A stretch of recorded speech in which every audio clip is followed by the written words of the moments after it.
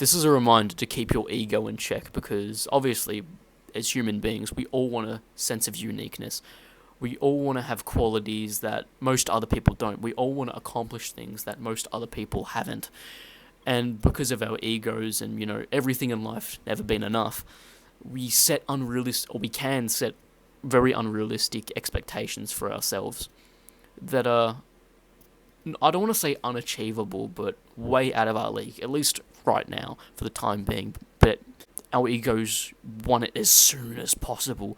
And then, of course, when we go through the normal trials and tribulations of making progress towards it, we're impatient and we don't like that sometimes. And we feel like failures and we get very discouraged.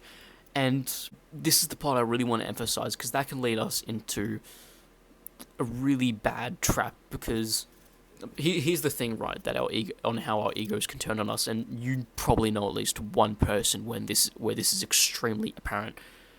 When a lot of people can get including myself, can get very discouraged when they face failure. Right, even just a little bit of it when trying to pursue the thing that they really want to do, they get so discouraged that they kind of fall into this trap of self pity, of like this this victim mentality, like poor me, nothing's going right, I just can't do anything right, I'm failing, I'm never gonna be able to do this, I'm never gonna be able to do that, and they just get so caught up on that more and more and more. Some people realize they're doing it, other people don't. But at the end of the day, it's the ego compensating because why bother trying to go through the trials and tribulations of working myself up to be great and hugely successful in order to get that sense of uniqueness when I can just fall back on that completely and be the worst failure, be the most anxious out of everyone I know, be the most depressed and whatever.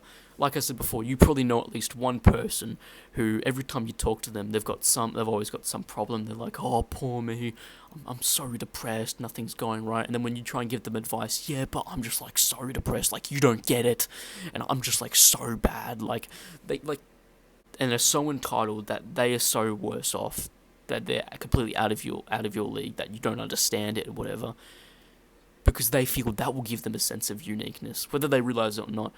Because, like I said, and I'm saying it again, why work yourself up to, accomplish great things and go through the trials and tribulations and discomfort of it when I can just, self-pity myself and be the worst off on that end of things in order to be unique and get attention.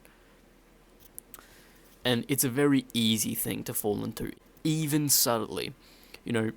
Sometimes in conversations when I'm talking with people, especially with strangers and whatever, sometimes I'll forget to listen and think about, what am I going to say next, about me, or, you want to, sometimes I'll feel like I want to jump in and start talking about me more, rather than actually sitting back and asking myself, do I have a genuine interest in this person, and can I actually listen to them, and actually, being the listener, and learning to understand people rather than just put myself forward, stuff like that. It's a very subtle thing, and it's something that we'll probably, have to deal with all our lives because our egos are always going to be there.